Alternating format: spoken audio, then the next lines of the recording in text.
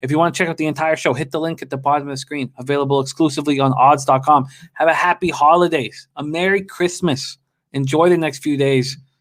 A lot of sports action for us. Let's get paid in full. Get that cash. Let's move to Saturday, December 26th action. 1 p.m. Eastern. Tampa Bay Buccaneers at Detroit Lions. Buccaneers 9-5, 5-2 on the road. At the Lions 5-9, 1-5 at home. We're in Ford Field, Detroit, Michigan.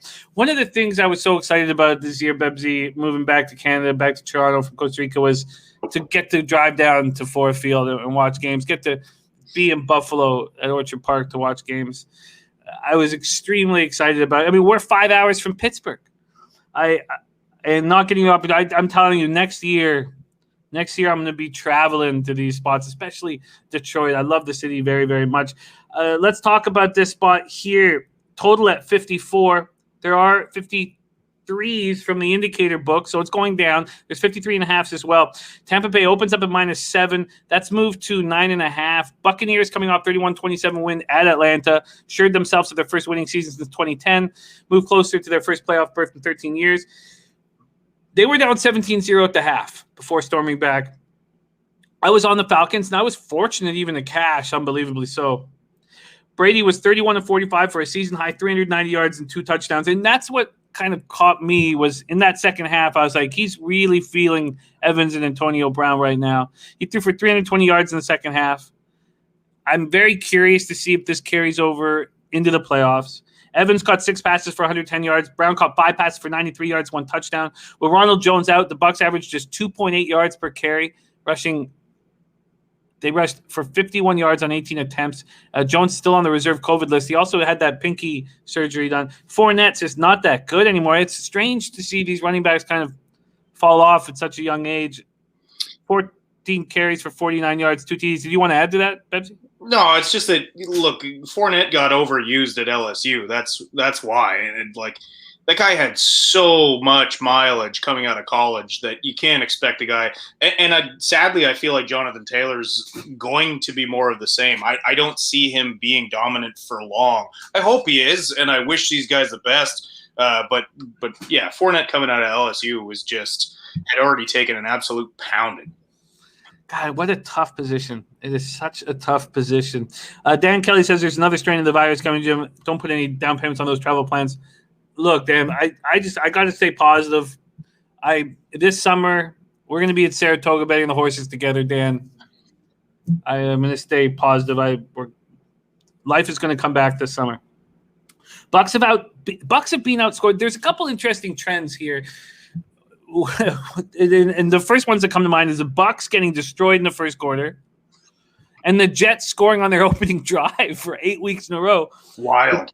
So why are we not on Jets first quarter every week? Bucks have been outscored 59-7 in the first quarter over their past 6 games. What do you make of that stat, Bebsy? I don't know. I mean, usually when a team doesn't start on time, you blame the coach. Yeah. So, yeah, I mean, put this on Arians. His team isn't starting on time, and they're not.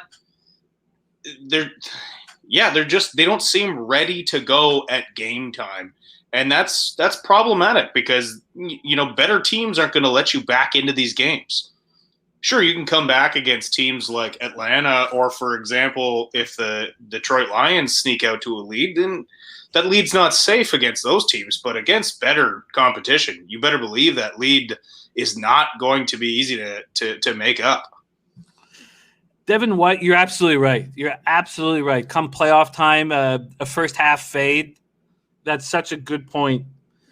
Such a good point. Devin White had all 3 of Tampa's sacks. It's his second 3-sack game of the season. He's the only player in the NFL with 2 this season.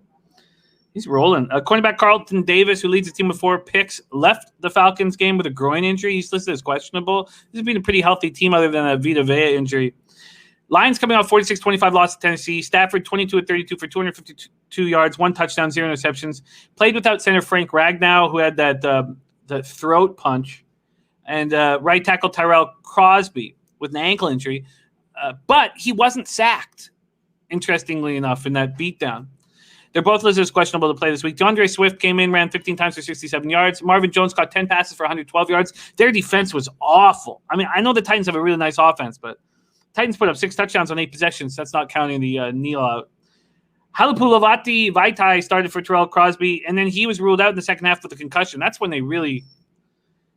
I expected them to get after Stafford. And I thought Stafford was pulled late in the game because they were so concerned about that offensive line that didn't seem to hurt them. Cornerback Mike Ford also hurt his foot. He's listed as questionable. Cornerback Dale Roberts listed as questionable. Defensive end Deshaun Hand has been placed on injured reserve. What do we do with this one, Bebsy? Saturday, December 26th. Now 9.5-point favorites with Tampa on the road. It's similar to that Giants spot where they were big favorites on the road. Is it possible to back the Lions here? No. I mean, look, if you want to back the Lions, if you're going to back somebody, I think I'd back the Lions, and that's just because of the points. But I can't back either one of these teams. Even within games, the Tampa Bay Bucs are unpredictable. Like inside of not week to week, within like quarter to quarter, they're completely different teams. They have a different identity in the first quarter that they do in the second quarter to the third. It makes them extremely difficult to bet. And every single time I've laid a bet with them this year, regardless of what it is, even with props, I cannot cash on this Bucs team. And maybe it's because of this show and the way I have slandered Brady. It's gotten a lot of this chat upset, and maybe that's karma. I'm sorry. Tom is a very good quarterback. Not anymore. He's been a liability for a huge chunk of the season. But yeah, I can't find an angle that I want to play in this. I really don't. I can't figure out why they're rolling Stafford, why the Detroit Lions are rolling Stafford out there each week. Like you said, he didn't get sacked this week, but man, that guy still takes a pounding. He still pulls himself off the mat.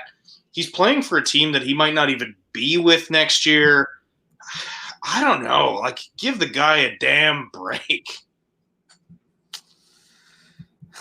Yeah, and I think there's a very nice point, Prince of the City. I love it. We know you're going to be up in Toronto. I think there's a very nice point made by Nutflush here when he says multiple players talking after the game about how they feel great with Tom as a leader. That's been there before, and he thinks that carries over into the game. Because the one thing I was left with after watching that last spot was, man, if Mike Evans starts rolling, and we know he's been a red zone threat all year, but he starts rolling for big plays, and Antonio Brown does too, this team might be tricky to stop. Do you think there is no reason on paper why this team doesn't put up 40 points every single week? So maybe that's the play. If you really think that they're believing in Tom and they're getting behind him as a leader, and Godwin is getting further and further away from that injury and starting to wake up, and Evans is starting to wake up, then maybe you bet the Bucs team total over in this. Yeah, maybe you do. Now it's going to be actually with a dog shit Lions defense. Oh yeah, they're just atrocious. It's going to be high, but this just makes a ton of sense. Nutflush, that's the closest to a real apology you're going to get from me. So you either got to take it or leave it, baby. I think the Buccaneers team total over is a very interesting idea, and I almost want to take it first half. Oh, Guillermo, it's as nice of a card as I can remember. I mean, I know that the December 26th cards at Santa Anita are always spectacular, but come on. Nashville versus Charlatan? Again, my palms just start leaking when I say that.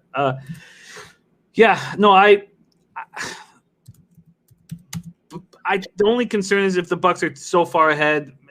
I know they get off to these slow starts, so I almost wrote Bucs first half, and then I couldn't do it.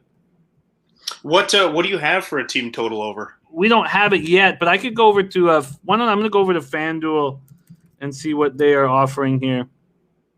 And we got a lot of action ahead of us, so I want to get through this. So that we'll close this game on figuring out this team total here. Let's go over to the good people at FanDuel Sportsbook. And the team total at FanDuel is 31.5. Against this Lions defense, I think that is very doable. I think that is a very nice team total, and I do not think Bet365 will give it to us at that number. I think that's a great look. I think it's a great look. Bucks, team total over. Yeah, I think that's the look here. Okay, and if that's the look, yeah, no, just leave it at that. Okay,